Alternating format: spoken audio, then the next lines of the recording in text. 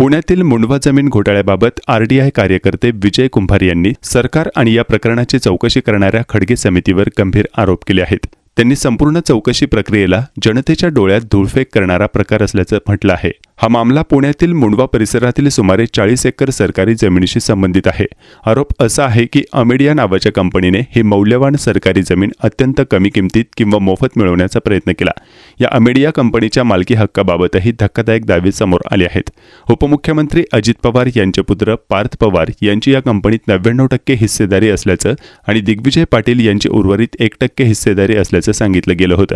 या पार्श्वभूमीवर घोटाळ्याच्या चौकशीसाठी स्थापन करण्यात आलेल्या खडगे समितीवर टीका करत आरटीआय कार्यकर्ते विजय कुंभार यांनी सांगितले की समिती स्थापन होताच ते निष्प्रभ ठरेल असा अंदाज त्यांनी व्यक्त केला होता.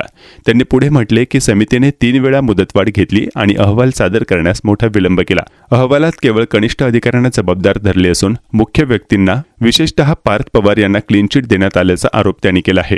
महसूल मंत्री चंद्रशेखर बावनकुळे यांच्याकडे अहवाल सादर करूनही अनेक दिवस उलटले तरी तो सार्वजनिक करण्यात आलेला नाही. त्यामुळे या सर्व मुद्द्यांवरून न्यायालयात धाव घेण्याचा इशारा विजय कुंभार यांनी दिला आहे. बताइए, महाराष्ट्र में कुछ दिन पहले एक मुंडवा जमीन घोटाला प्रसिद्ध हो गया था, जिसमें गवर्नमेंट की 40 एकड़ जमीन बड़े पॉलिटिकल पार्टी के नेता के बेटे ने और उनके लोगों ने हथियाने की कोशिश कर दी थी. ये ज़मीन करीब करीब फ्री में ली थी. इसका गवर्नमेंट की ज़मीन होने के बावजूद इसका डॉक्यूमेंट किया गया और रजिस्टर हो गया.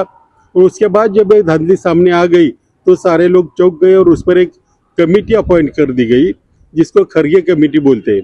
जब एक कमेटी अपॉइंट कर दी थी तभी हमने कहा था कि ये कमेटी कुछ नहीं करने वाली, क्योंकि जिन लोगों का काम ये सारी धांधली ना होने देने की थी, ये रोकने की थी, उनको ही इस कमेटी में लिया था. इसलिए ऐसा लग रहा था कि ये कमेटी कुछ नहीं करेगी, और हुआ ही ऐसे. तो उन्होंने 3-4 बार मोहलत ले ली, मुदतवार ले ली, और उसके बाद भी उन्होंने सिर्फ अपने ही 2 अधिकारियों को जिम्मेदार ठहराया और बाकी लोगों को छोड़ दिया. इससे ऐसा लगता है कि इसमें कुछ नहीं होने वाला था. और इतना टाइम 3-4 महीने लेने के बाद भी उन्होंने जो रिपोर्ट दिया है वो पब्लिक के सामने नहीं आया है.